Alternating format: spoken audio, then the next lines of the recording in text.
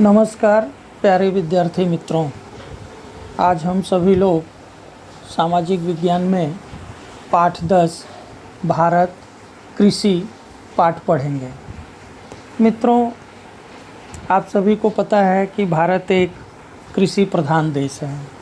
भारत की अधिकांशतः प्रजा कृषि कार्य, खेती कार्य से जुड़ी हुई है। अपने जीविकोपार्जन, भरण पोषण के लिए भारत के अधिकांशतः लोग एक आर्थिक प्रवृत्ति के रूप में कृषि को अपनाए हुए हैं, अर्थात कृषि से जुड़े हुए हैं, खेती बाड़ी से जुड़े हुए हैं। मित्रों, आज भी भारत की अर्थव्यवस्था का मुख्य आधार कृषि है। खेती भारत का एक महत्वपूर्ण संसाधन है। आज भी भारत के श्रम शक्ति के लगभग 60% लोग कृषि कार्य से जुड़े हुए हैं। भारत के लोगों को मात्र भोजन की आपूर्ति करने के अलावा उद्योगों के लिए विभिन्न प्रकार का कच्चा माल भी कृषि अर्थात खेती से प्राप्त होता है। राष्ट्रीय उत्पादन में कृषि का लगभग 22% जितना योगदान है। मित्रों, निर्यात में भी कृषि फसलों एवं कृषि उत्पादों का लगभग 18% जितना हिस्सा है। मित्रों, देश को प्रतिवर्ष विदेशी मुद्रा प्राप्त होती है। भारतीय अर्थव्यवस्था मुख्य रूप से कृषि पर आधारित है। इस तरह भारत एक कृषि प्रधान देश है। तो मित्रों, आपने देखा कि निर्यात में भी कृषि फसलों एवं कृषि उत्पादों का लगभग 18% हिस्सा है, जिससे देश को प्रतिवर्ष बड़ी मात्रा में विदेशी मुद्रा प्राप्त होती है। तो इस तरह भारत के लिए कृषि एक महत्वपूर्ण साधन है, व्यवसाय है। इसीलिए हम कह सकते हैं कि भारत एक कृषि प्रधान देश है। मित्रों, उपजाऊ मैदान, 12 महीने फसल ली जा सके ऐसी अनुकूल जलवायु, सिंचाई, कुशल एवं मेहनती किसान आदि के कारण भारत के अधिकांश क्षेत्रों में 2 या उससे अधिक बार फसलों का उत्पादन लिया जा सकता है। मित्रों, भारत में कृषि के क्षेत्रों का पूरा विकास अभी नहीं हो पाया है, कारण कि भारतीय किसान अधिकांशतः गरीब एवं निरक्षर हैं। सिंचाई की कम सुविधा, अनियमित एवं अनिश्चित वर्षा, अधिक जनसंख्या, बड़े परिवार, छोटे आकार के खेत, प्रयोगशीलता के प्रति उदासीन रुख, रासायनिक खादों, उन्नत बीज, आधुनिक यंत्र एवं वैज्ञानिक कृषि प्रकृति का कम उपयोग, शिक्षित वर्ग का कृषि में न जुड़ना तथा समाज में कृषि का नीचा माना जाने वाला स्थान आदि के कारण वैश्विक उत्पादन के समक्ष भारत में उत्पादन तुलनात्मक रूप से कम है। वास्तव में कृषि एक महत्वपूर्ण व्यवसाय है। मित्रों, आप देखें कि आज भी हमारी सोच कृषि कार्य के प्रति थोड़ी छोटी है, संकीर्ण है। कृषि कार्य में जुड़े हुए लोगों को छोटा माना जाता है, जबकि ये हमारी भूल है। किसान हमारे अन्नदाता हैं। किसानों को हमें सम्मान की दृष्टि से देखना चाहिए और खेती के काम में जो लोग जुड़े हुए हैं उनको भी हमें महत्व देना चाहिए। कृषि हमारे लिए एक महत्वपूर्ण व्यवसाय है। मित्रों, अब हम लोग देखेंगे कृषि के प्रकार। भारत के लोगों की सामाजिक आर्थिक स्थिति, राष्ट्रीय राजनीति एवं भारत का समग्र अर्थात पूरा अर्थतंत्र कृषि के साथ जुड़ा हुआ है, जिसमें सिंचाई पद्धति, कृषि उत्पादन, आर्थिक प्रतिफल जैसे बातों के आधार पर कृषि के निम्नलिखित प्रकार किए जाते हैं। तो मित्रों, पहला जो कृषि का प्रकार है वह है जीवन निर्वाह कृषि, या इसे आत्मनिर्वाह कृषि के रूप में भी जाना जाता है। मित्रों, आज़ादी के बाद योजना आयोग ने अनेकों कृषि विकास योजनाओं के अमल के बावजूद भारत में किसानों की आर्थिक स्थिति आज भी अत्यंत दयनीय है। कारण छोटे आकार के खेतों में महंगे बीज, खाद एवं जंतुनाशक दवाइयों का उपयोग करना किसानों के लिए काफ़ी महंगा होता है। खेतों में होने वाला अनाज उत्पादन मात्र पारिवारिक उपयोग जितना ही होता है, जो परिवार के भरण पोषण में ही उपयोग में ले लिया जाता है। इसे जीवन निर्वाह की कृषि या आत्मनिर्वाह कृषि कहते हैं। इससे भारतीय कृषि आज भी अधिकांश क्षेत्रों में जीवन निर्वाह की ही प्रवृत्ति मानी जाती रही है। मित्रों, अब दूसरा प्रकार है सूखी कृषि, इसी को शुष्क कृषि भी कहते हैं। मित्रों, वर्षा जहाँ कम होती हो, सिंचाई की पर्याप्त सुविधा न हो, अर्थात जहाँ मात्र वर्षा पर आधारित क्षेत्रों में मात्र जमीन में संग्रहित नमी के आधार पर एक ही फसल ली जाती है, इसे सूखी कृषि या शुष्क कृषि के नाम से जानते हैं। खासकर यहाँ ज्वार, बाजरी एवं दलहन जैसे पानी की कमी से होने वाली फसलों की खेती की जाती है।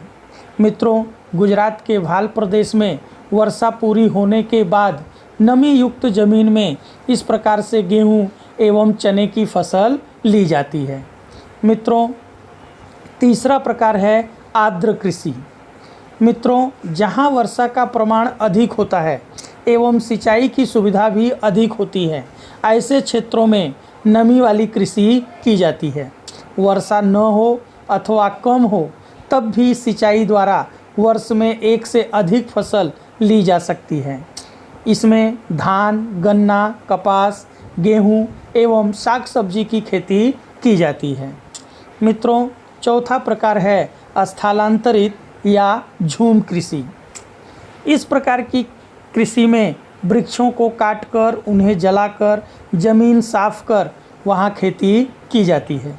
यहाँ 2 से 3 वर्ष कृषि की जाती है। जमीन का उपजाऊपन कम होने पर, घटने पर यह क्षेत्र छोड़कर दूसरी जगह इसी प्रकार फिर से खेती शुरू की जाती है, कृषि शुरू की जाती है।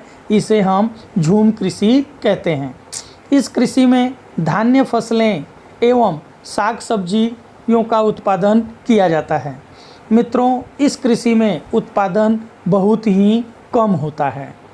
पांचवा प्रकार है मित्रों बागायती कृषि। बागायती कृषि अर्थात बाग बगीचे वाली। बागायती कृषि एक विशेष प्रकार से होने वाली कृषि है। इसमें रबर, चाय, कॉफ़ी, कोको, नारियल के अलावा सेब, आम, संतरे, अंगूर, आंवला, नींबू, खजूर आदि फलों की अत्यंत अधिक रखरखाव के साथ खेती होती है, कृषि होती है।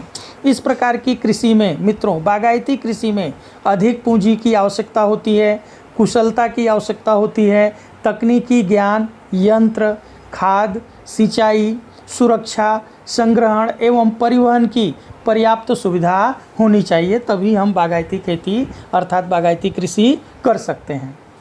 छठा प्रकार है मित्रों सघन कृषि।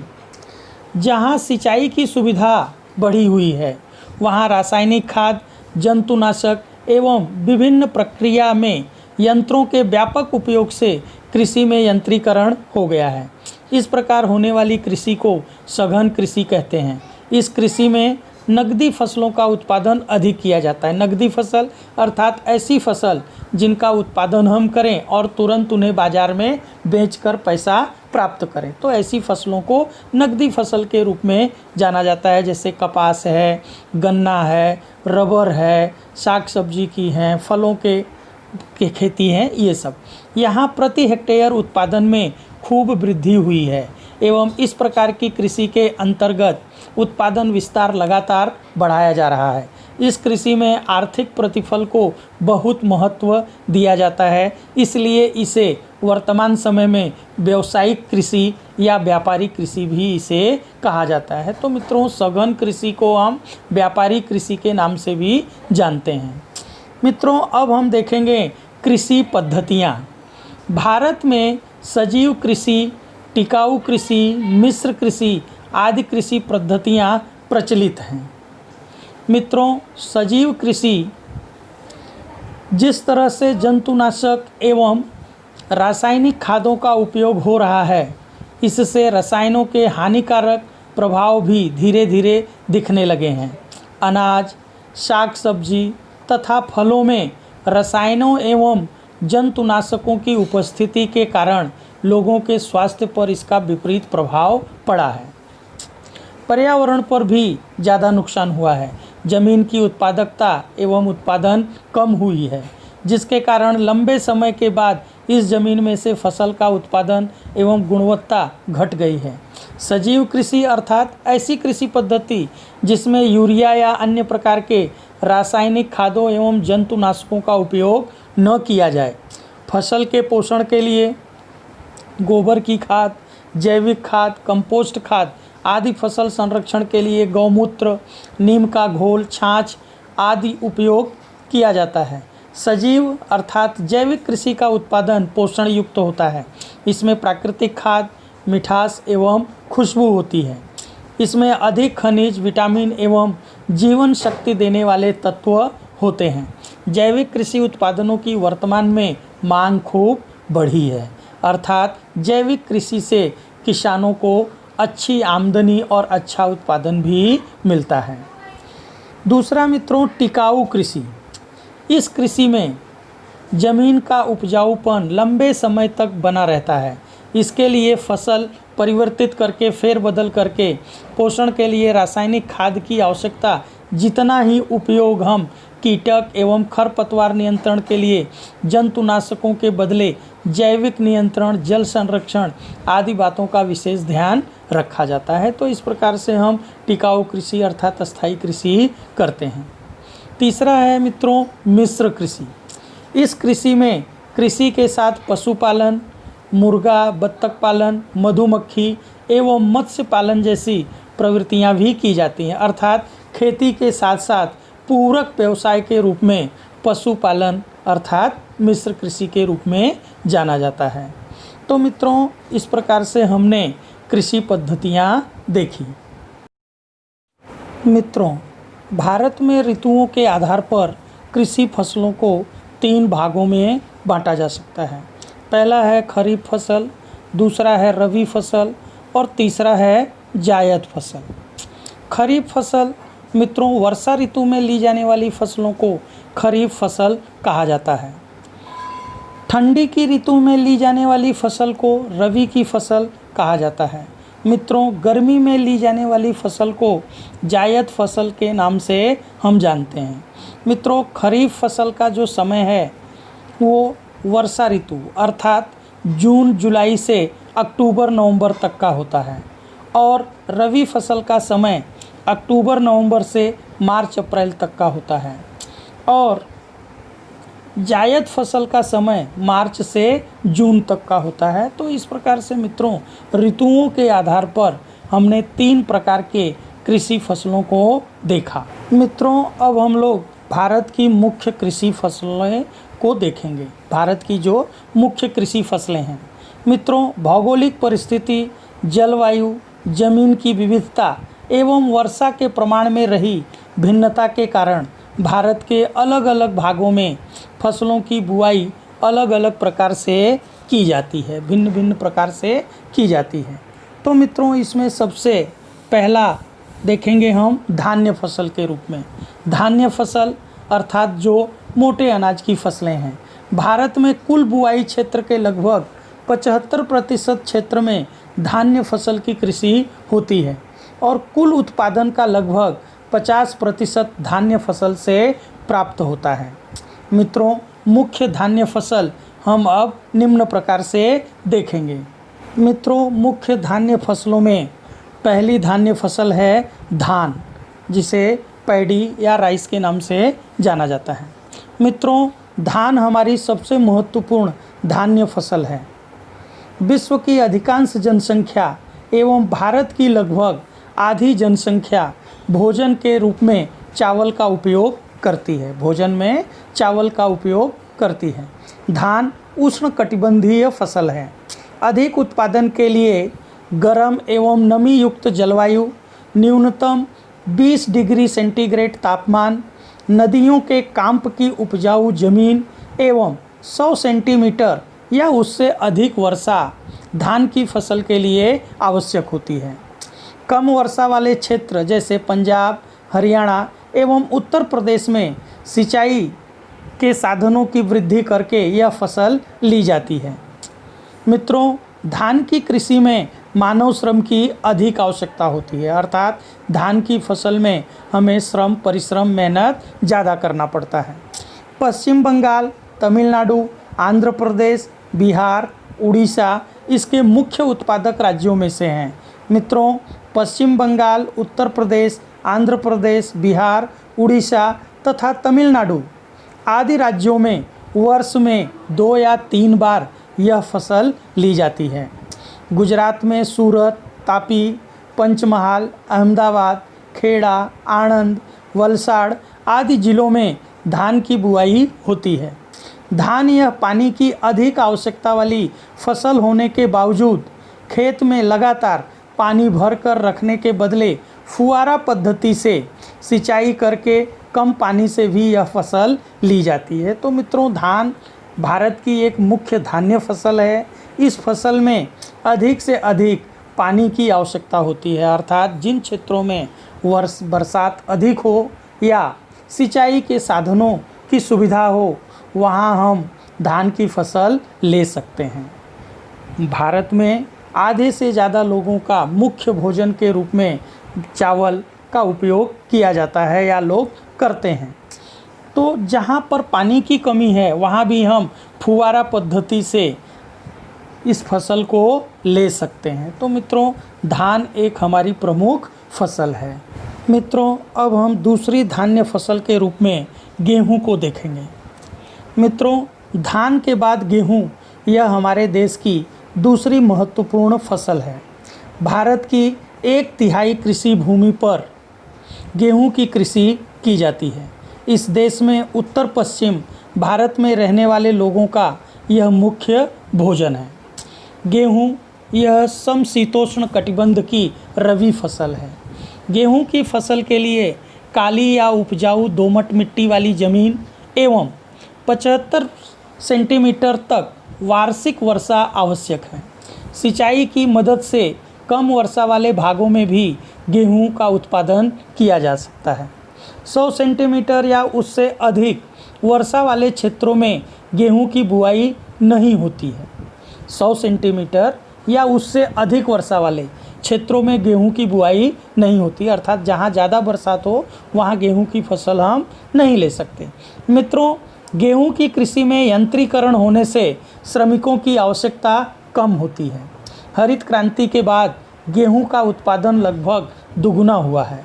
मित्रों, गेहूं की कृषि मुख्य रूप से पंजाब, हरियाणा तथा पश्चिमी उत्तर प्रदेश में होती है। देश में कुल गेहूं उत्पादन का 2/3 भाग इन राज्यों का है। इन राज्यों में सिंचाई की सुविधा अधिक होने से यहाँ प्रति हेक्टेयर उत्पादन भी अधिक है। मित्रों, पंजाब में नहरों के पानी के कारण गेहूं का बड़े पैमाने पर विपुल उत्पादन होता है। इसी कारण पंजाब को गेहूं का भंडार कहा जाता है। मित्रों, मध्य प्रदेश, राजस्थान, गुजरात, महाराष्ट्र, पश्चिम बंगाल आदि राज्यों में भी गेहूं का उत्पादन होता है। गुजरात में भाल क्षेत्र में भालिया गेहूं होता है। इसके उपरांत महेसाणा, राजकोट, जूनागढ़, खेड़ा में भी गेहूं का उत्पादन होता है। प्रतिदिन के भोजन में उपयोग में लिए जाने वाले सभी प्रकार के अनाजों में गेहूं सर्वश्रेष्ठ अनाज है। गेहूं के आटे से रोटी, भाखरी, सेवइयाँ, हलवा, लपसी, लड्डू, सुखड़ी, पाव, पूड़ी, केक, बिस्किट आदि अनेक खाने की वस्तुएं बनाई जाती हैं।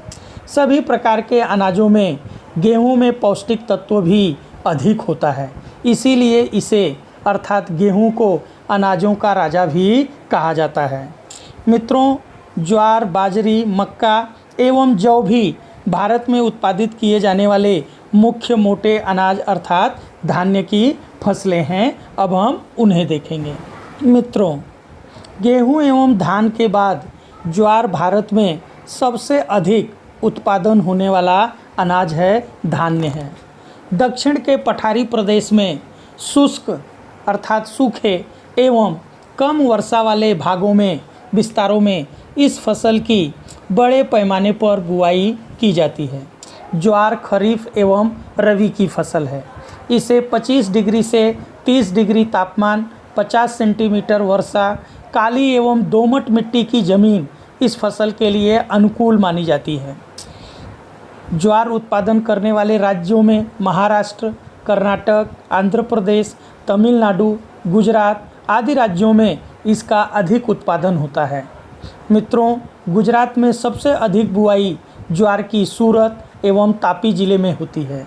मित्रों, ज्वार हरे पशु चारे के रूप में भी पशुओं के लिए विशेष उपयोगी है। तो इस प्रकार से ज्वार एक मोटे अनाज की प्रमुख फसल है। मित्रों, बाजरी श्रमिकों का अनाज माना जाता है, अर्थात मजदूरों का अनाज माना जाता है, परिश्रम करने वाले मेहनतकश लोगों का अनाज माना जाता है। इसीलिए कहा जाता है कि बाजरी श्रमिकों का अनाज है। 25 डिग्री से 30 सेंटीग्रेड तापमान, 40 से 50 सेंटीमीटर वर्षा, हल्की रेतीली ज़मीन में यह योग्य रूप से उत्पादित की जाती है, अर्थात बाजरी का उत्पादन हम लेते हैं। राजस्थान, गुजरात, उत्तर प्रदेश एवं महाराष्ट्र आदि इसके मुख्य उत्पादक राज्य हैं। गुजरात में बाजरी की बुआई में बनासकांठा जिला सबसे आगे है। तो मित्रों, बाजरी भी एक मुख्य धान्य फसल है जिसे हम 25 से 30 डिग्री तापमान और कम वर्षा वाले क्षेत्रों में इसकी बुआई करके इस फसल को ले सकते हैं। गुजरात में भी बाजरी की बुआई होती है और जिसमें बनासकांठा जिला सबसे आगे है। मित्रों, अब हम देखेंगे मक्का धान्य की खरीफ फसल है। धान एवं गेहूं के बाद विश्व में मक्का की सबसे अधिक बुआई होती है। मक्के की फसल पर्वतीय क्षेत्रों में अधिक होती है, वहाँ यह लोगों का मुख्य भोजन है, अर्थात पर्वतीय क्षेत्र के लोगों का मुख्य भोजन क्या है? मक्का। मक्के में मुख्य रूप से स्टार्च, तेल, प्रोटीन, बायोफ्यूल जैसे घटक होने से इसका औद्योगिक उत्पादन में उपयोग होता है। मक्के की फसल को ढलान वाली अर्थात ढालू, काली, कड़ी, पथरीली पानी के निसार वाली ज़मीन काफ़ी उपयुक्त होती है। 50 से 100 सेंटीमीटर वर्षा, 21 से 27 सेंटीग्रेड तापमान इसके लिए, इस फसल के लिए अनुकूल माना जाता है। मित्रों, मक्का पशु आहार, धानी अर्थात लावा एवं मक्के के तेल में इसका उपयोग बढ़ रहा है। राजस्थान, उत्तर प्रदेश, बिहार, मध्य प्रदेश, पंजाब, जम्मू कश्मीर, हिमाचल प्रदेश, कर्नाटक एवं आंध्र प्रदेश इसके मुख्य उत्पादक राज्य हैं। मित्रों, गुजरात में मक्के का उत्पादन करने वाले ज़िले पंचमहाल, दाहोद, साबरकांठा एवं अरावली में मक्का की बुआई अधिक मात्रा में होती है। तो इस प्रकार से मित्रों, मक्का भी भारत की एक मुख्य खाद्य धान्य फसल के रूप में उत्पादित की जाती है। आजकल तो मक्का 12 महीने बाज़ारों में मिलता है, बड़े ही चाव से लोग मक्के का उपयोग करते हैं। मित्रों, अब हम लोग देखेंगे दलहन अर्थात दलहनी फसलें। मित्रों, शाकाहारी लोगों के लिए दलहन प्रोटीन का एक मुख्य स्रोत है। दलहन में अर्थात ऐसी फसलें जिनसे हमें दाल प्राप्त होती है। भारत में बहुत से लोग, अधिकांशतः लोग दालों का उपयोग करते हैं। दालें प्रोटीन का मुख्य स्रोत हैं। दाल हमें कहाँ से मिलती है, किन फसलों से मिलती है और कौन कौन सी हैं, उन्हें देखते हैं। अरहर, मूंग, चना, मटर, उड़द, वाल एवं मोठ दलहन की फसलें मानी जाती हैं। मित्रों, अरहर, उड़द, मूंग, मोठ खरीफ की फसल हैं। चना, मटर एवं मसूर रबी फसल हैं। अधिक वर्षा वाले क्षेत्रों के अलावा लगभग सभी राज्यों में दलहन की फसलों की बुआई होती है। मध्य प्रदेश, राजस्थान, उत्तर प्रदेश, महाराष्ट्र, उड़ीसा, बिहार, आंध्र प्रदेश आदि इसके प्रमुख उत्पादक राज्य हैं। मित्रों, गुजरात में भी दलहन की फसल अर्थात अरहर बड़ौदा जिले, मूंग, मोठ कच्छ जिले एवं उड़द की पाटन जिले में सर्वाधिक बुआई की जाती है। दलहन की फसलों की विशेषता है कि इनकी फसलों द्वारा नाइट्रोजन का जमीन में पुनः स्थापन होता है। इससे धान्य फसलों के साथ या उनके बाद ज़मीन का उपजाऊपन बढ़ाने के लिए, बनाए रखने के लिए फसल अंतरण अर्थात इंटर क्रॉप के रूप में दलहनी फसलों की बुआई की जाती है। तो मित्रों, दलहन की फसलें मनुष्य के लिए प्रोटीन के लिए आवश्यक हैं, तो ज़मीनों के लिए नाइट्रोजन के लिए आवश्यक हैं। तो इस प्रकार से दलहनी फसलें मनुष्य और ज़मीन दोनों के लिए आवश्यक हैं और ज़रूरी हैं। मित्रों, अब हम लोग तिलहन की फसलें अर्थात ऐसी फसलें जिनसे हमें तेल प्राप्त होता है। मित्रों, हमें पता है कि पूरी, पराठा, भजिया आदि व्यंजनों को बनाने के लिए, साग सब्जी बनाने के लिए हमें तेल की आवश्यकता होती है। भारतीय लोग इन सभी चीज़ों के शौकीन होते हैं। तो हमें जिन फसलों से तेल मिलता है उन फसलों के बारे में भी हम जानेंगे। तो मित्रों, तिलहन अर्थात तेल हमें मूंगफली, तिल, सोयाबीन, एरंडी, सरसों, सूरजमुखी, अलसी आदि तिलहन की फसलें मानी जाती हैं। भारतीय भोजन में तेल अपना एक महत्वपूर्ण स्थान रखता है।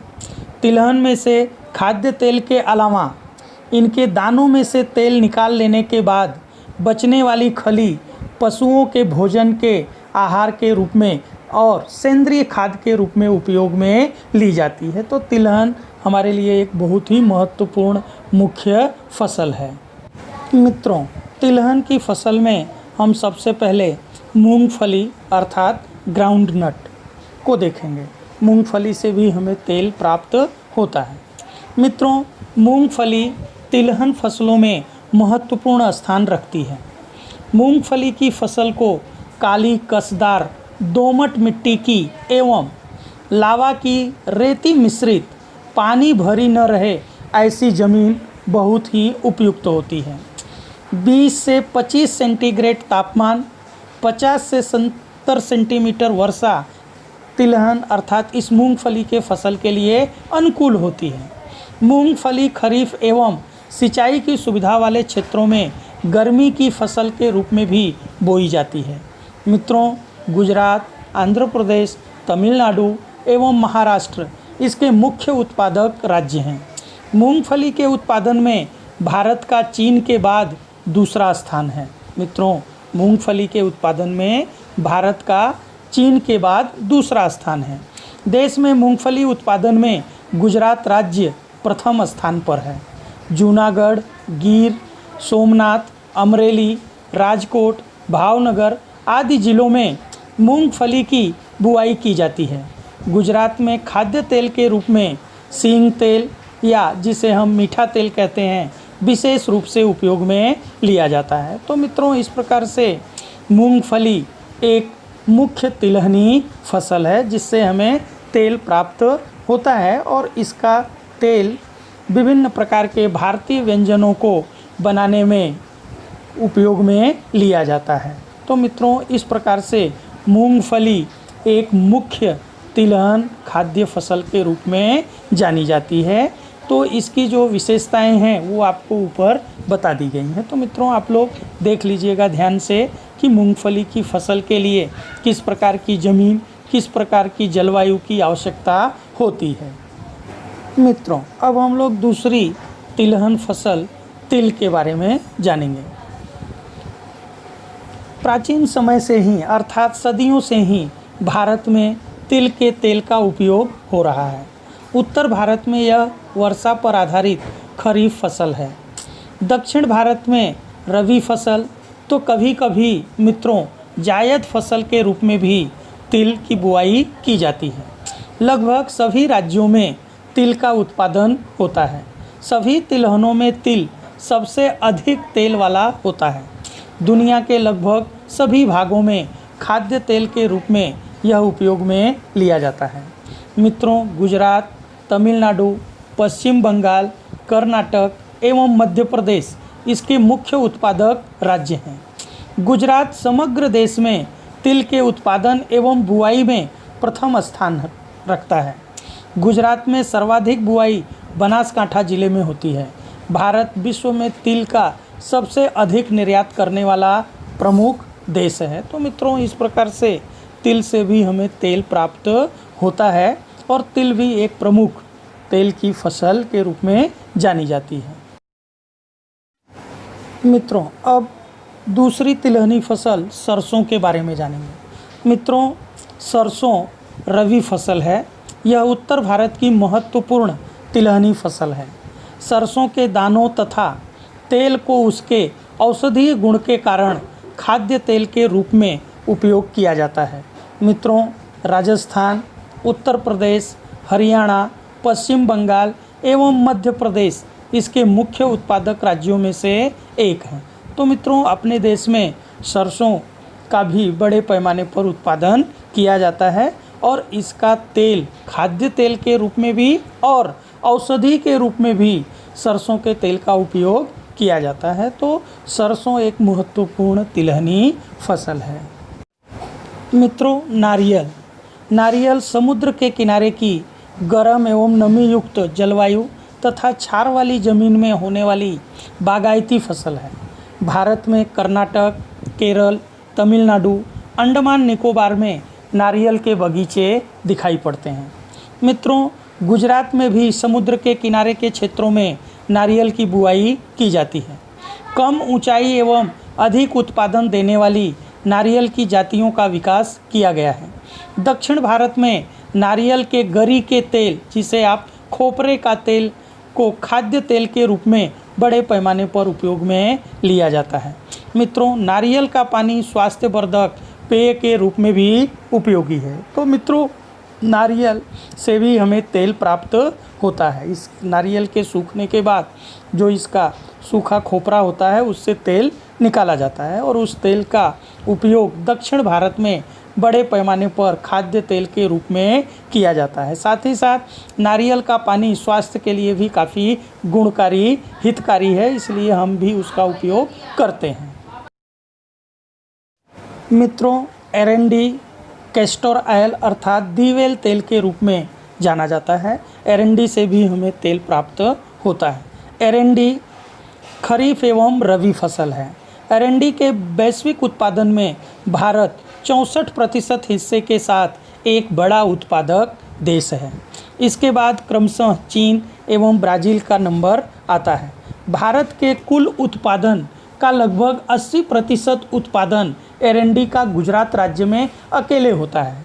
मित्रों, उसके बाद आंध्र प्रदेश एवं राजस्थान आदि इसके मुख्य उत्पादक राज्य हैं। गुजरात में बनासकांठा, पाटन, साबरकांठा, राजकोट, जूनागढ़, अमरेली आदि जिलों में एरंडी की फसल कम या अधिक प्रमाण में ली जाती है। मित्रों, वर्तमान समय में कपासिया, सूरजमुखी, धान एवं मक्के के तेल का खाद्य तेल के रूप में उपयोग बढ़ रहा है। तो इस प्रकार से मित्रों, हम सभी ने उपरोक्त सभी तिलहनी फसलों को देखा कि जिनसे हमें तेल प्राप्त होता है। तेल भारतीय व्यंजनों का एक प्रमुख पदार्थ है। मित्रों, अब हम लोग पेय फसलों को देखेंगे, अर्थात पेय फसलें जो हम पीने के रूप में जिनका उपयोग करते हैं, जैसे चाय, कॉफ़ी, कोको आदि पेय फसलों के रूप में जानी जाती हैं। तो सबसे पहली पेय फसल चाय के बारे में जानते हैं।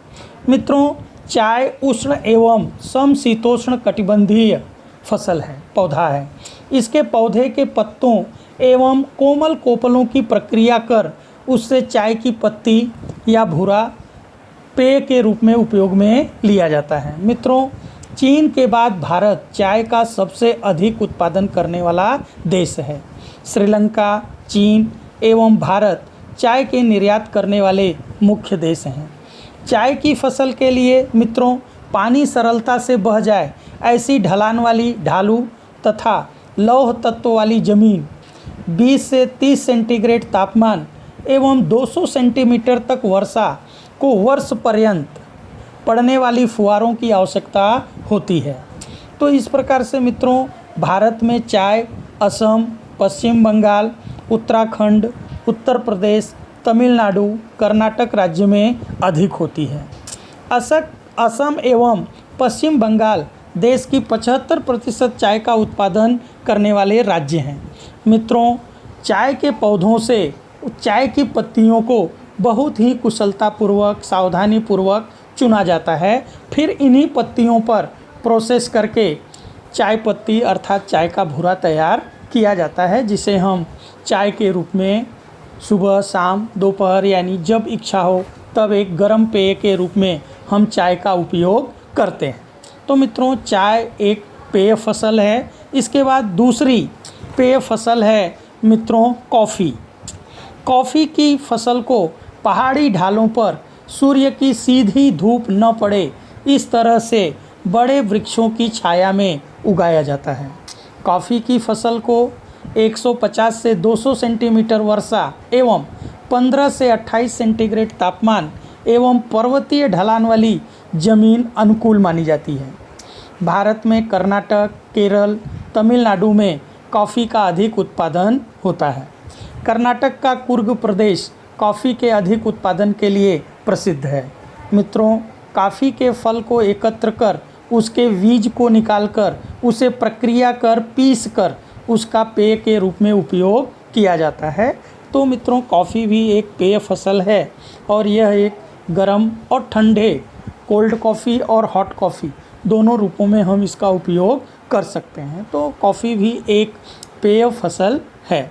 अब अगली पेय फसल है मित्रों कोको। कोको वृक्ष के फल के बीज से कोको तैयार किया जाता है। कोको का एक वृक्ष होता है, उसके फल के बीजों से कोको तैयार किया जाता है। कोको एक पेय पदार्थ है। इससे चॉकलेट भी बनाई जाती है। इसे गर्म, नमी युक्त जलवायु और अधिक वर्षा की आवश्यकता होती है। अफ्रीकी देश इसके मुख्य उत्पादक देश हैं। भारत के केरल, कर्नाटक, आंध्र प्रदेश एवं तमिलनाडु में कोको की उत्पादन एवं बुआई काफ़ी बढ़ रही है। तो मित्रों, इस प्रकार से कोको भी एक पेय फसल है और हम पेय फसल के रूप में चाय, कॉफ़ी और कोको को जानें। मित्रों, अब हम लोग नकदी फसलें के बारे में जानेंगे कि ऐसी कौन सी फसलें हैं जो नकदी फसलों के रूप में जानी जाती हैं। तो सबसे पहले मित्रों कपास, कॉटन। कपास खरीफ की फसल है। भारत एवं गुजरात में नकदी फसल के रूप में कपास का मुख्य स्थान है। मित्रों, विश्व स्तर पर भारत कपास के उत्पादन, उपयोग एवं निर्यात में दूसरे स्थान पर है। कपास के पौधे में से रुई का उत्पादन प्राप्त किया जाता है। यह रुई भारत में सफ़ेद सोने के रूप में पहचानी जाती है। मित्रों, सफ़ेद सोना यानी वाइट गोल्ड के रूप में जानी जाती है। उसके बाद कपास का तेल कपासिया तेल के रूप में, खाद्य तेल के रूप में एवं कपास की खली दुधारू पशुओं के भोजन आहार के रूप में बहुत ही उपयोगी है। कपास को लंबे समय तक नमी की संग्रह कर सके ऐसी लावा की काली और खनिज द्रव्यों वाली जमीन, गर्म एवं नमी युक्त जलवायु, 20 से 35 सेंटीग्रेड तापमान एवं 30 से 70 सेंटीमीटर वर्षा की आवश्यकता होती है। कपास के फसल का समय अंतराल 6 से 8 महीने का होता है। मतलब कपास की फसल तैयार होने में 6 से 8 महीने का समय लगता है। हिम से कपास की फसल को नुकसान होता है, यानी कभी कभी बरसात के समय जब बर्फ़ गिरती है, हिमपात होता है, तो ऐसे समय में कपास की फसल को काफ़ी नुकसान होता है। भारत में गुजरात, महाराष्ट्र, तेलंगाना, कर्नाटक, आंध्र प्रदेश, हरियाणा, राजस्थान, पंजाब, तमिलनाडु एवं उड़ीसा आदि मुख्य उत्पादक कपास के राज्य हैं। गुजरात के किसानों ने वीटी कपास के बीजों को स्वीकार किया है। इससे बुआई क्षेत्र, कुल उत्पादन तथा गुणवत्ता में गुजरात राज्य समग्र देश में पहले नंबर पर है। मित्रों, गुजरात में सुरेंद्रनगर, राजकोट, बड़ोदरा, अहमदाबाद, साबरकांठा, महेसाणा, बोटाद, भरूच, खेड़ा, सूरत, पंचमहाल, अमरेली, भावनगर, पाटण आदि जिलों में कपास का उत्पादन सबसे अधिक होता है। तो मित्रों, इस प्रकार से एक नगदी फसल के रूप में कपास एक महत्वपूर्ण फसल है। मित्रों, अगली नकदी फसल गन्ना, शुगर केन। गन्ना भारत की मुख्य फसल है। बुआई की दृष्टि से संपूर्ण विश्व में गन्ने की सबसे अधिक बुआई भारत में होती है। मित्रों, पता है गन्ने से हमें चीनी प्राप्त होती है, गुड़ प्राप्त होता है और भारतीय लोग मीठा खाने के शौकीन हैं।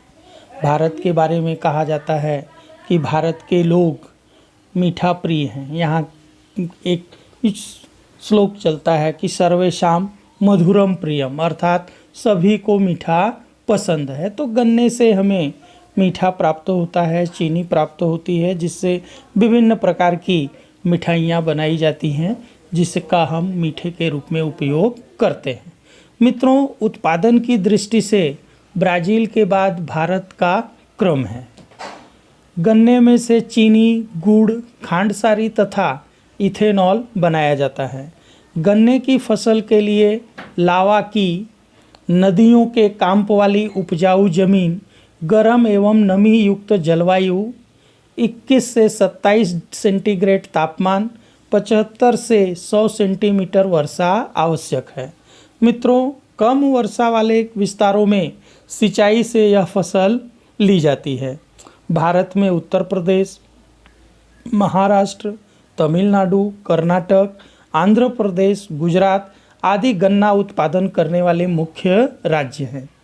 गन्ने की बुआई में उत्तर प्रदेश सबसे आगे है, परंतु चीनी के उत्पादन में महाराष्ट्र का नंबर है। गुजरात में दक्षिण गुजरात एवं सौराष्ट्र में गन्ने का उत्पादन अधिक होता है। तो इस प्रकार से मित्रों, गन्ना भी भारत की एक प्रमुख फसल है, जिससे हमें चीनी, गुड़, खांडसारी तथा इथेनॉल की प्राप्ति होती है। मित्रों, अब हम लोग पटसन यानी जूट के बारे में जानेंगे। पटसन को स्वर्ण के नाम से भी जाना जाता है। मित्रों, पटसन के उत्पादन में भारत वर्तमान समय में प्रथम स्थान पर है। पटसन के उत्पादन में भारत का कौन सा स्थान है? पहला स्थान है। पटसन के रेशों को गोल्डन फाइबर के नाम से भी जाना जाता है, अर्थात इन्हें स्वर्ण रेशा, गोल्डन फाइबर कहा जाता है। मित्रों, पटसन से टाट, अनाजों के बोरे, कालीन, रस्सी, थैलियाँ, चप्पलें, हस्तकला कारीगरी के नमूने आदि बनाए जाते हैं। पटसन उद्योग में भारत की बांग्लादेश के सस्ते श्रम से काफ़ी स्पर्धा है, कंपटीशन है। अर्थात पटसन उद्योग में भारत की बांग्लादेश के सस्ते श्रम से स्पर्धा, अर्थात बांग्लादेश में सस्ते श्रमिक उपलब्ध हैं, जिससे भारत को कड़ी स्पर्धा करनी पड़ रही है। पटसन की फसल को नदियों के मुख्य त्रिकोण प्रदेश की, जहां हर वर्ष नया कांप बिछता है, ऐसी उपजाऊ जमीन, गर्म नमी युक्त जलवायु, 30 से 40 सेंटीग्रेड तापमान एवं 100 सेंटीमीटर से अधिक वर्षा आवश्यक है। भारत में पश्चिम बंगाल में गंगा के मुख्य त्रिकोण का प्रदेश, असम, बिहार, उड़ीसा एवं उत्तर प्रदेश में पटसन का अत्यधिक उत्पादन होता है। तो मित्रों, पटसन भी भारत की एक नकदी फसल है। मित्रों, अब हम तंबाकू के बारे में देखेंगे। तंबाकू खरीफ की फसल है।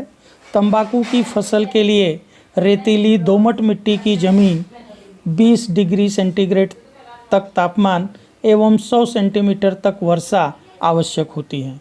तंबाकू की फसल के लिए जलवायु की अपेक्षा जमीन अधिक निर्णायक आवश्यक परिबल है।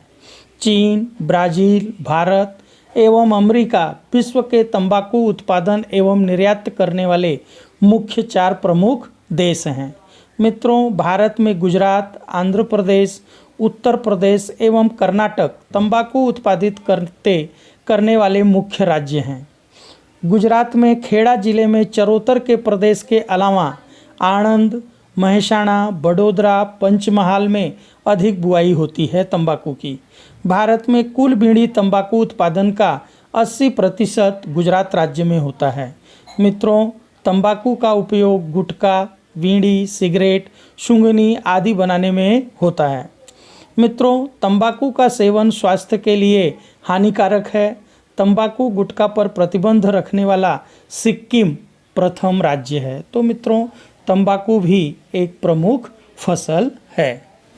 मित्रों, रबर, लेटेक्स कुल के रबर के वृक्ष में से झरने वाले दूध में से रबर तैयार होता है। मित्रों, लेटेक्स कुल के रबर के वृक्ष में से दूध निकलता है, उस दूध से रबर तैयार किया जाता है।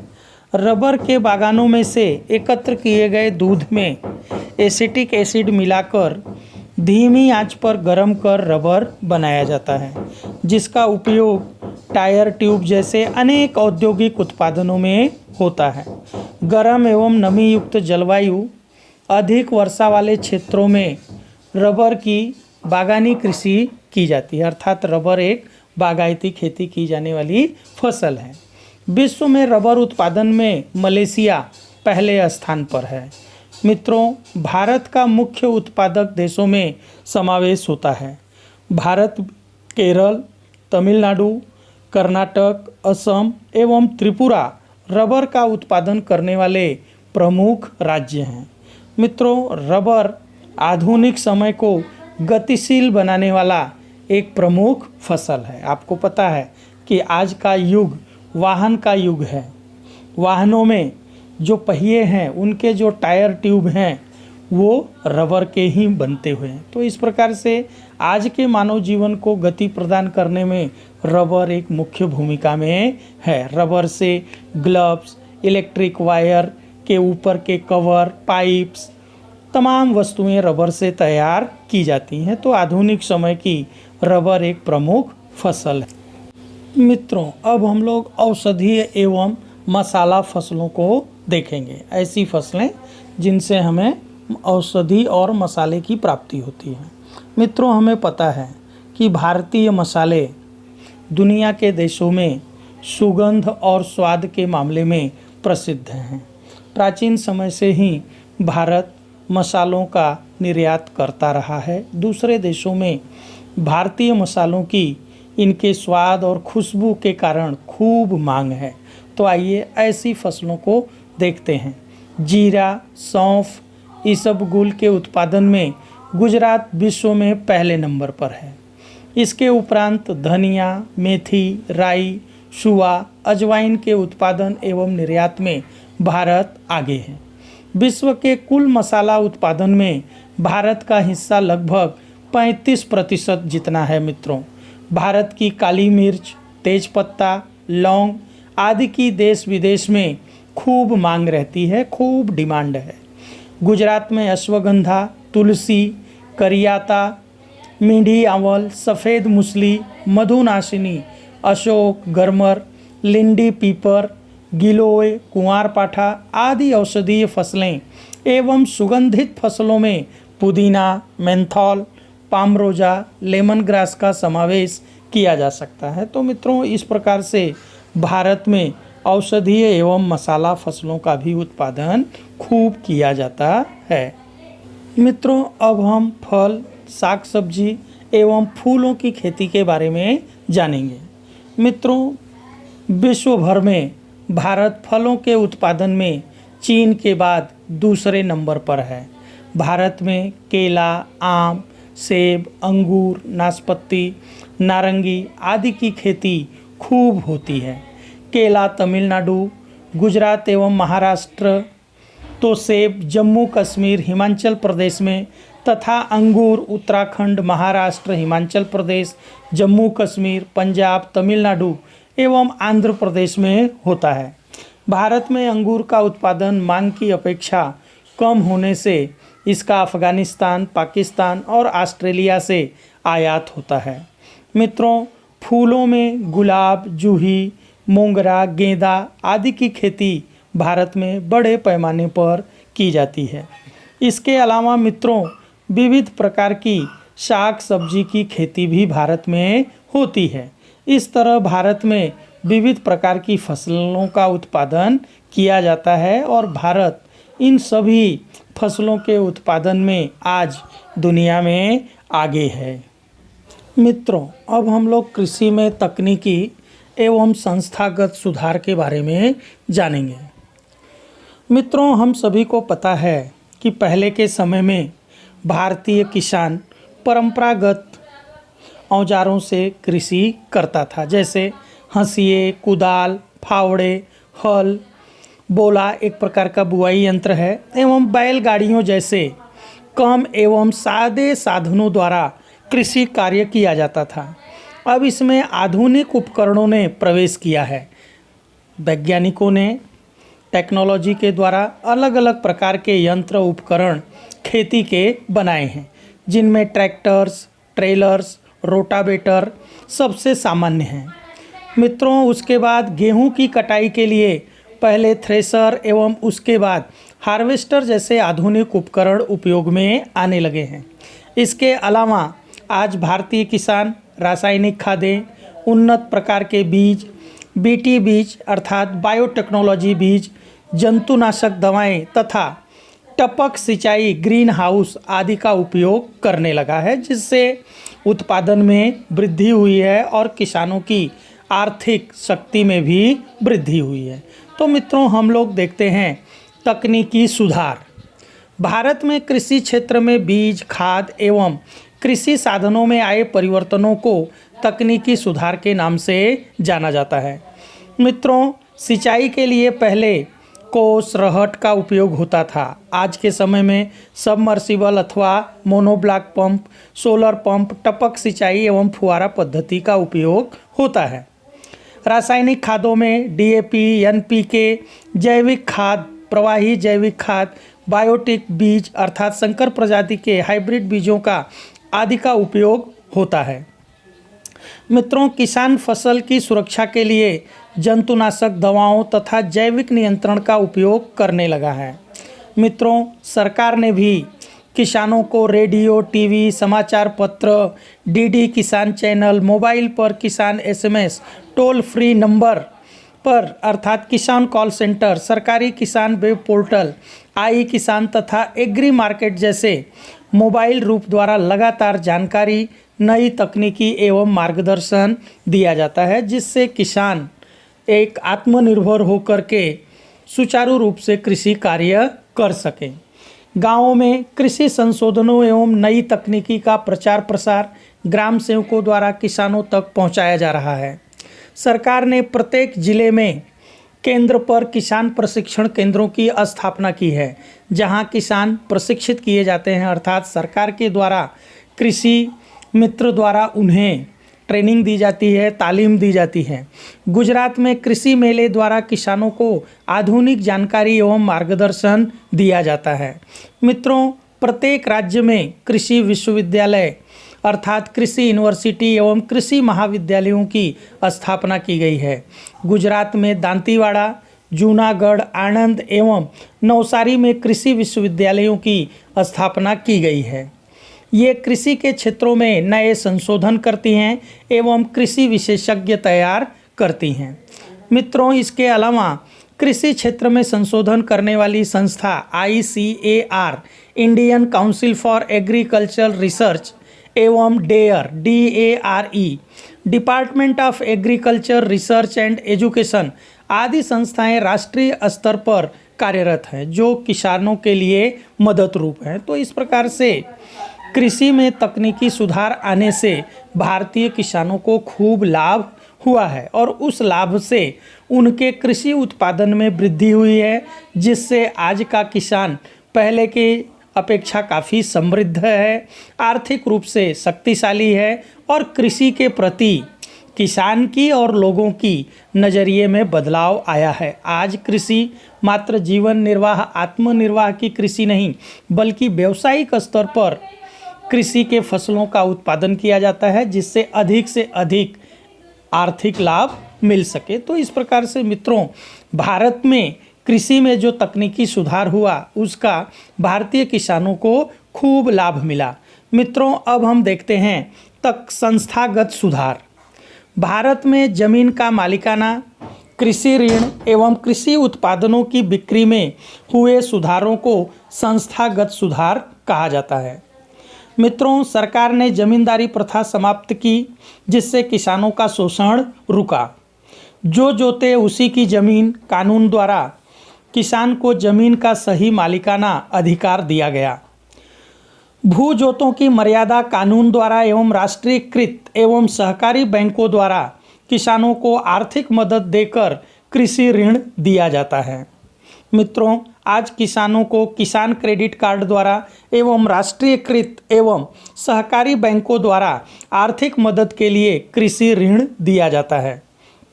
मित्रों, सरकार बीज, खाद तथा जंतुनाशकों को खरीदने के लिए सब्सिडी एवं आर्थिक मदद देती है। प्रधानमंत्री फसल बीमा योजना द्वारा किसानों को कृषि फसलों का बीमा कवच भी दिया जाता है। यदि किसान की फसल प्राकृतिक रूप से या किसी भी प्रकार से नुकसानी पहुँचे, हानि पहुँचे, तो बीमा के कारण, इंश्योरेंस के कारण उन्हें आर्थिक लाभ मिल जाता है। पहले जो नुकसान होता था उसकी भरपाई नहीं हो पाती थी, लेकिन आज प्रधानमंत्री फसल बीमा योजना के कारण किसान की फसल यदि नष्ट हो, हानि हो, नुकसान हो, कोई क्षति पहुँचे तो उसकी भरपाई कर दी जाती है। मित्रों, अकाल या अतिवृष्टि के समय फसल बर्बाद होने पर सरकार द्वारा किसानों को आर्थिक मदद दी जाती है। मार्केट यार्डों में कृषि उत्पादनों की बिक्री में कानूनन व्यवस्थाएं स्थापित करके खुली नीलामी की प्रक्रिया को व्यापक बनाया गया है, एक प्रकार से पारदर्शी बनाया गया है। किसानों को कृषि उत्पादन पोषणक्षम कीमत मिलती रहे, इसलिए सहकारी मंडलियां, खरीद विक्रय संघ, सहकारी स्तर पर गोदाम, शीतगृह यानी कोल्ड स्टोरेज, परिवहन एवं दूर संचार की सुविधाएं किसानों को प्रदान की गई हैं, दी गई हैं, उपलब्ध कराई गई हैं। मित्रों, किसानों से कृषि उत्पादन सरकार द्वारा निश्चित पोषणक्षम सहायक भावों पर खरीदी करने के लिए निम्नलिखित संस्थाएं वर्तमान समय में कार्यरत हैं। भारतीय राष्ट्रीय कृषि सहकारी विपणन संघ नाफेड, दूसरा गुजरात तिलहन उत्पादक संघ, तीसरा है राष्ट्रीय डेयरी विकास निगम NDDB। तो इस प्रकार से मित्रों, कृषि में तकनीकी एवं संस्थागत सुधार के द्वारा किसानों को सरकार द्वारा काफ़ी मदद दी गई है। मित्रों, आपको पता है कि वर्तमान समय में भारत सरकार किसानों के लिए खूब योजनाएं बना रही है। उनकी आय अधिक से अधिक कैसे बढ़े, इसके लिए प्रयासरत है। किसानों को पहले के साहूकारों से मुक्ति दिलाने के लिए आज बैंकों द्वारा उन्हें ऋण सब कम ब्याज दर पर दी जाती है। साथ ही साथ किसानों को किसान क्रेडिट कार्ड भी दिया गया है कि वे किसान क्रेडिट कार्ड के द्वारा बैंक में जा कर के अपने आवश्यकता के अनुसार पैसे ले सकते हैं। तो इस प्रकार से किसानों को आज सरकार द्वारा जो आर्थिक मदद मिल रही है, उससे कृषि उत्पादन में काफ़ी वृद्धि हुई है, किसानों की समृद्धि बढ़ी है, भारत की गरीबी से अमीरी की ओर बढ़ने की जो गति है वो तेज हुई है। तो मित्रों, देश के अगर किसान खुशहाल रहेंगे तो देश भी खुशहाल रहेगा, क्योंकि गांधी जी ने कहा था कि भारत की आत्मा गाँव में बसती है और गाँव में ही हमारे ग्राम देवता, अन्नदाता किसान बसते हैं। इसलिए किसान की आर्थिक समृद्धि ही देश की सच्ची समृद्धि है। मित्रों, अब हम लोग हरित क्रांति के बारे में जानेंगे। मित्रों, पता है कि आज़ादी के बाद भारत में खाद्यान्न का उत्पादन बढ़ाना एक बड़ी समस्या थी, इसलिए सरकार ने हरित क्रांति की शुरुआत की। मित्रों, हमारे देश में 1960 के दशक में कृषि क्षेत्र में हरित क्रांति हुई। इसे ही ग्रीन रिवॉल्यूशन या हरियाली क्रांति के नाम से भी जाना जाता है।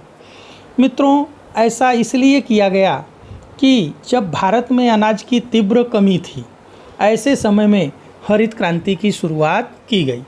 एक मुख्य कृषि प्रधान देश को अनाज का आयात करना पड़े, ऐसी परावलंबी परिस्थिति से बाहर निकालने के लिए हमारे नीति विशेषज्ञों ने, नीतियों के निर्माणकर्ताओं ने हरित क्रांति की शुरुआत की।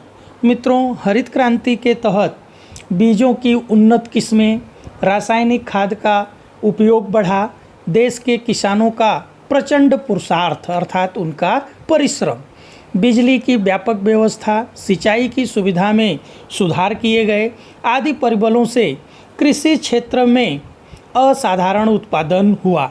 अर्थात इस असाधारण उत्पादन बढ़त को हरित क्रांति के रूप में पहचाना जाता है।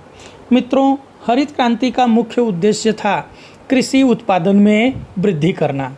किसानों को अधिक प्रमाण में रासायनिक खाद एवं जंतुनाशकों का उपयोग करने के लिए प्रेरित किया गया एवं कृषि उपज में वृद्धि करने के लक्ष्य को प्राप्त करने में सिद्धि मिली, सफलता मिली। मित्रों, हरित क्रांति से गेहूं एवं धान जैसी प्रमुख फसल के उत्पादन में विक्रमजनक, आश्चर्यजनक उत्पादन हुआ। देश में पहले जहां खाद्यान्न की कमी थी, वहां आज हमारे पास हरित क्रांति के कारण अनाज के पर्याप्त भंडार हैं। मित्रों, एक समय था जब अकाल भारत में कुछ समय के बाद आपदा में बदल गया था। हरित क्रांति के बाद उसके प्रभाव नहीं दिखे हैं। अनाज के सुरक्षित भंडार के कारण अकाल या पानी की कमी की परिस्थिति का सरलता से आज देश सामना कर सकता है। मित्रों, अन्न के क्षेत्र में देश का स्वावलंबन, आत्मनिर्भर होना हरित क्रांति का सीमा चिन्ह रूप एक ऐतिहासिक सिद्धि है, सफलता है।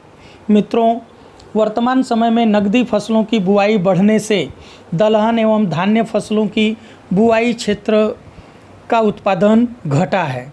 एक ही फसल का पुनरावर्तन होने से जमीन का उपजाऊपन भी घटा है। विश्व के देशों ने कृषि के क्षेत्र में उन्नत तकनीकी का उपयोग कर जो प्रगति की है, वहां तक पहुंचने में हमें दूसरी हरित क्रांति के लिए तैयार होना होगा, आगे बढ़ना होगा। मित्रों, अब हम देखेंगे भारतीय अर्थतंत्र में कृषि का योगदान। मित्रों, कृषि भारत का मुख्य व्यवसाय है। आज़ादी के बाद कृषि क्षेत्र पर जो भार था वह अब कम हुआ है। इसके बावजूद अर्थतंत्र में आज भी कृषि का योगदान महत्वपूर्ण है, उसे भुलाया नहीं जा सकता। मित्रों, कृषि देश के लगभग आधे से अधिक लोगों को रोजगार प्रदान करती है। कृषि क्षेत्र देश के कुल सकल घरेलू उत्पादन का लगभग 17% हिस्सा रखता है। मित्रों, भारत के महत्वपूर्ण कृषि उत्पादन चावल, गेहूं, तिलहन, कपास, पटसन, चाय, कॉफ़ी, गन्ना, तंबाकू, आलू आदि हैं एवं इसके निर्यात से भारत को विदेशी मुद्रा प्राप्त होती है। मित्रों, कृषि उपज के उत्पादन में भारत विश्व में दूसरे स्थान पर है। सूती कपड़ा, चीनी, कागज, तेल इत्यादि उद्योग तथा खाद्य सामग्री प्रसंस्करण उद्योग के लिए कच्चा माल भी हमें कृषि से ही प्राप्त होता है। मित्रों, कृषि से भारत के लोगों को भोजन प्राप्त होता है, परंतु अनियमित एवं अनिश्चित वर्षा एवं सिंचाई के क्षेत्र में अल्प सुविधा के कारण कृषि के क्षेत्र में विश्व बाजार में भारत का प्रदर्शन सातत्यपूर्ण नहीं रहा है, उसे सुधारने की ज़रूरत है। मित्रों, अब हम लोग अनाज संरक्षण के बारे में अर्थात अन्न संरक्षण के बारे में जानेंगे। आज किसी भी देश के लिए अनाज सुरक्षा अर्थात अन्न सुरक्षा आवश्यक है। यदि अनाज की मांग बढ़ती हो एवं अन्न बड़े पैमाने पर आयात करना पड़ रहा हो तो उस देश की राजनीतिक स्वतंत्रता खतरे में पड़ सकती है।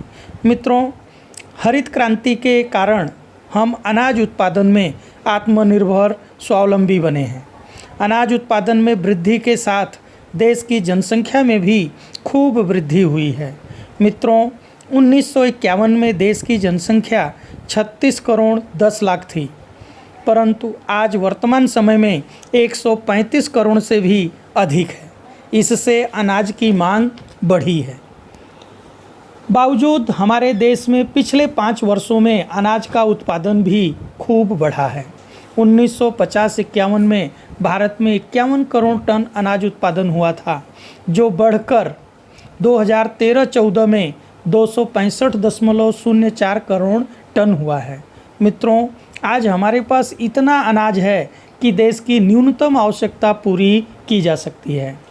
इस भंडार को सुरक्षित बनाए रखना एवं इसमें वृद्धि करना आवश्यक है।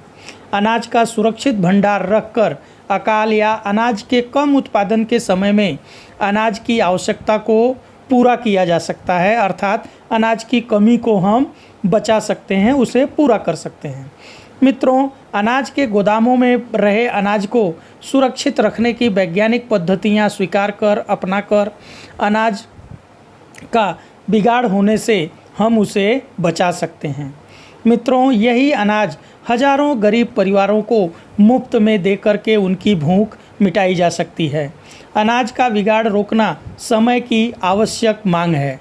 अनाज के संग्रहण एवं प्रबंधन की व्यवस्था सुदृढ़ मजबूत करनी अत्यंत आवश्यक है। मित्रों, सरकार खाद्य सुरक्षा कानून अर्थात फूड सिक्योरिटी एक्ट द्वारा गरीबों तक अनाज पहुंचाने की व्यवस्था कर एक अच्छी शुरुआत की है। मित्रों, गरीब परिवार हो, मध्यम गरीब परिवार हो, सभी को अनाज सरकार दे रही है। तो इस प्रकार से हम अनाज की अगर सुरक्षा करेंगे, उसकी सार संभाल रखेंगे, तो ही आवश्यकता अनुसार आवश्यक समय पर हम उसे लोगों को दे सकते हैं और खाद्यान्न के मामले में, अनाज के मामले में देश आत्मनिर्भर बना रहेगा। मित्रों, अब हम भारत की कृषि पर वैश्वीकरण का प्रभाव देखेंगे। मित्रों, भारत का किसान अपनी कृषि उपज को वैश्विक बाजार में बेचकर लाभ प्राप्त कर सके, इस उद्देश्य से कृषि के क्षेत्र में वैश्वीकरण की नीति स्वीकार की गई है, अमल में लाई गई है। वैश्वीकरण के कारण ही कृषि के क्षेत्र में कुछ मुख्य परिवर्तन हुए हैं। मित्रों, कृषि फसलों के आयात निर्यात की प्रक्रिया सरल बनाई गई है। भारत सरकार ने आयात निर्यात की प्रक्रिया को सरल बनाया है। गुजरात में से कपास, मिर्च, तिल चीन के बाज़ारों में एवं विश्व के विविध फल फूल भारतीय बाज़ारों में आज आसानी से मिल रहे हैं। वैश्वीकरण से भारत में बहुराष्ट्रीय कंपनियों द्वारा विक्रय किए जाते ऊंची कीमत के जेनेटिकली मॉडिफाइड बीटी बीज आए हैं। इससे कृषि में खर्च बढ़ा है, परंतु कपास एवं मक्के के उत्पादन में इससे खूब वृद्धि हुई है। आयात सरल होने से हमारे घरेलू कृषि उत्पादनों को यहाँ स्पर्धा का सामना करना पड़ रहा है। कुछ उत्पादनों को वैश्विक बाजार मिलने से उनके पेटेंट रजिस्ट्रेशन की आवश्यकता उत्पन्न हुई है। मित्रों, विश्व बाजार में हमारी गुणवत्ता युक्त कृषि उपजों का पेटेंट देश के नाम कराना आवश्यक है। मित्रों, भारत को कृषि के क्षेत्र में होने वाली स्पर्धा का सामना करने के लिए नवीन तकनीकी अपनाकर गुणवत्ता पर ध्यान देना होगा। कृषि क्षेत्र से जुड़े लोगों की आर्थिक उन्नति एवं समृद्धि सद्धरता बढ़ाने के लिए योजनापूर्ण कदम उठाने होंगे। मित्रों, बढ़ती जनसंख्या एवं भविष्य में बढ़ने वाली कृषि उपजों की मांग के साथ आर्थिक प्रगति की विकास यात्रा को बनाए रखने के लिए द्वितीय हरित क्रांति के लिए ठोस व्यूह रचना बनानी आवश्यक है। तो मित्रों, इस प्रकार से हम लोगों ने पाठ 10 कृषि देखा, पढ़ा। आशा है आप सभी लोग इसे अच्छे से समझ गए होंगे।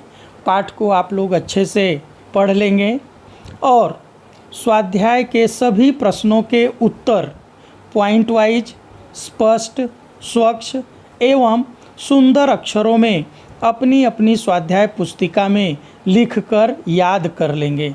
मित्रों, शेष अगले भाग में नेक्स्ट लेसन नेक्स्ट वीडियो में। धन्यवाद।